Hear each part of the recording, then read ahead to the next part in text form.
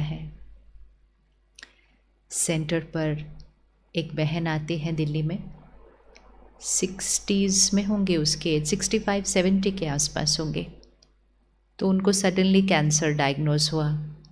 वो स्ट्रॉन्ग थी, उसने अपना कीमो शुरू किया और बहुत स्टेबिलिटी से कीमो कराया। और जब उनका चल ही रहा था तो उनकी बेटी को कैंसर डायग्नोज हुआ। फिर बेटी का इलाज चला, फिर बेटी का लिवर फेलियर हो गया, फिर बेटी का लिवर ट्रांसप्लांट हुआ।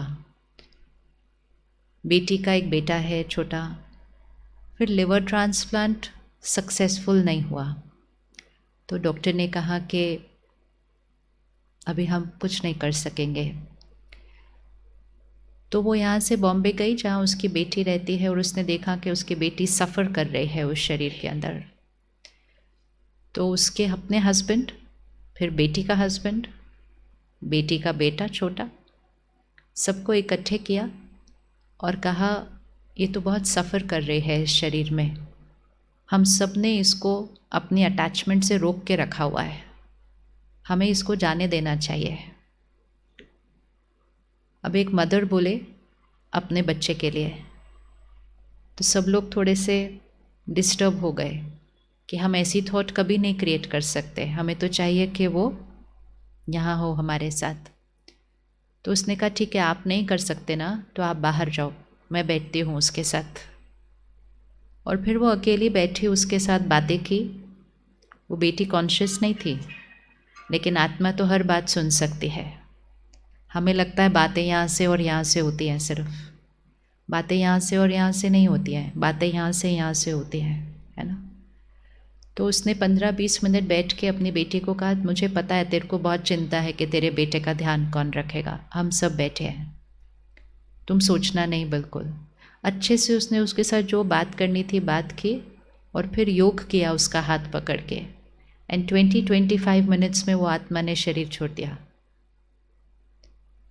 तो फिर जब वो बहन वापस आई तो बोली ये मैंने कैसे किया, मेरे पास ये ताकत कहाँ से आई कि मैं बैठकर उसको बोल रही हूँ कि तुम जाओ, तुम्हारे को अभी इसमें नहीं रहना है।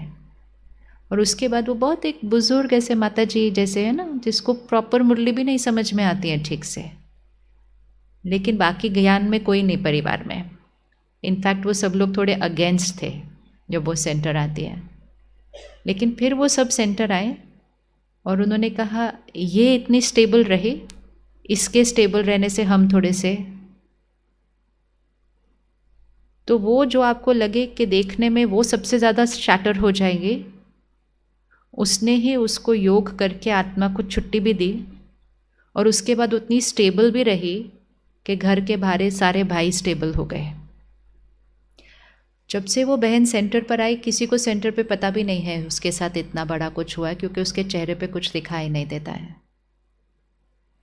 तो वो आके कहती है ये मेरे पास, मुझे तो मालूम नहीं था। कहती मुझे तो मुरली रोज़ याद भी नहीं रहती है, ओल्ड है ना, बस आती है सुन, लेकिन वो एक भी दिन मुरली नहीं मिस करती है, एक भी दिन उसने मुरली मिस नहीं की है। इनफैक्ट लास्ट मंथ ही सेंटर पर चाली भाई ने आना था, तो इंग्लिश की क्लास थी, वो बहन को इंग्लिश नहीं समझ में आती है। और जब वो अपने घर से निकल रही थी, उसके दोनों घुटने लॉक हो गए, जस्ट घर से निकलते हुए क्लास के लिए। वो घुटने लॉक के साथ उसको गाड़ी में बिठाया, वहाँ लेकर आए, वहाँ से कुर्सी पर डाला। तो ऐसे आप क्यों आ रहे हैं यहाँ पे, आपके दोनों नीज लॉक हो गए हैं, मतलब बेंड भी नहीं हो सकते, वॉक भी नहीं कर सकते। तो कहती नहीं, पहले क्लास में बैठूंगी, बाद में डॉक्टर के पास जाऊँगे। जबकि उस दिन वो क्लास उसको समझ आने वाली नहीं थी।